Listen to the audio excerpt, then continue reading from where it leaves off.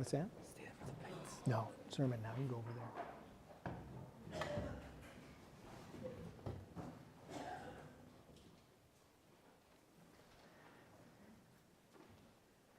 All right, pop quiz.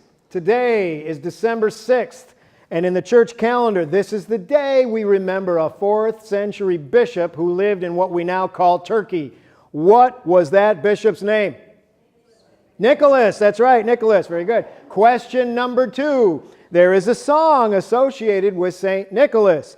Can you finish the lyrics of this song? He's making a list, checking it twice, going to find out who's... There you go. You pass. You pass. But here's the thing. It's really not one or the other. When you're little, you think the other kids are one or the other. This kid is naughty, and that other kid is nice. Then you grow up and you realize that people are a mix. People are part nasty and part nice. And if you're honest, you realize that you also are a mix of part nasty and part nice. It is the human condition. My wife is a very wise woman, and she says that everyone has a public face and a private face and a secret face. I think she's right. Of course, we all try to look nice on the outside, but if we are honest with ourselves, we know we are not always nice on the inside. Everyone, you, me, everyone has some gunk down in the soul somewhere. Everyone has some nasty selfishness somewhere down deep. Everyone is a mix, including you and me. We are all part nasty, part nice. We are all part angel, part ape. We are all part sinner and part saint. So, let's think about the Apostle Paul for a couple of minutes. I think that, like me, Paul is a mix of nasty and nice. Maybe that's why so many people have a love-hate relationship with St. Paul. We have letters that he himself wrote. They make up a big part of the New Testament. The more I read them, the more I realize what a mix he was. Nasty and nice. He wrote that women should shut up in church. If they have questions, they should ask their husbands at home. He believed that men should rule over women. Besides that, he never once questioned the institution of human slavery. To him, this was just part of the way things are. Also, he seemed to really hate homosexual people.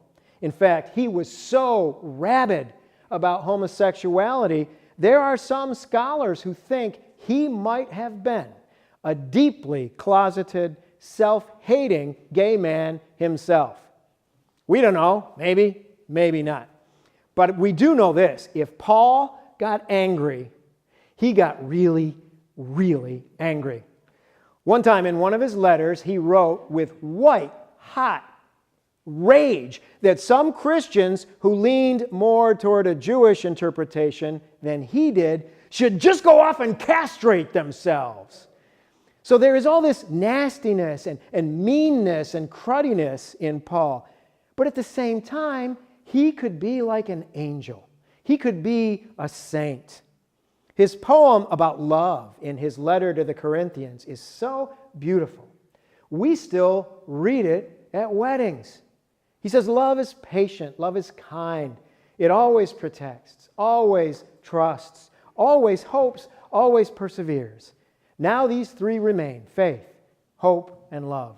But the greatest of these is love.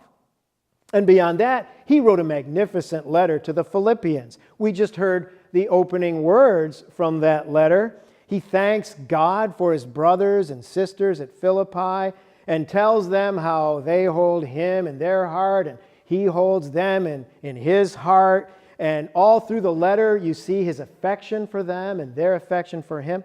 Next Sunday, we're going to hear the end of the letter where he writes, "Rejoice in the Lord always. Again I say rejoice. Let your gentleness be known to all, the Lord is near.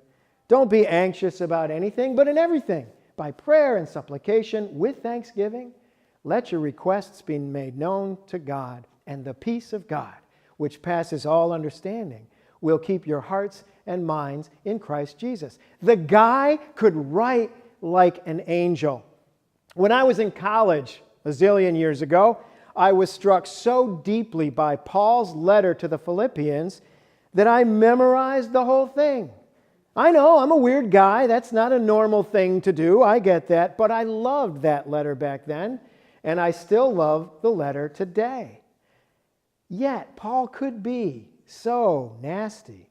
Like all of us, he was a mix of nasty and nice. Like all of us, he was a mix of ape and angel. Like all of us, he was a mix of sinner and saint. I really like something that was said by a Jewish rabbi a few hundred years ago. He said this: everyone should have 2 pockets, and in each pocket you should have a note. In one pocket, the note should say this: I am but dust and ashes. And in the other pocket, the note should say this: for my sake, the world was created. We are all a mix. So what do we do about it? Well, I say one thing we should do is to remember the old folk story about the 2 dogs. Story goes that a grandfather was talking to his grandchild, and the grandfather said, 2 dogs are fighting inside me. One dog is angry, greedy, and arrogant. The other dog is peaceful, generous, and hopeful. So the grandchild asks, which one will win, grandfather? And the grandfather smiles and says, the one I feed the most. We are all a mixture, of course. We are all nasty and nice. We are all apes and angels. We are all sinners and saints. It's like there are 2 dogs inside each of us. Which one will you feed the most?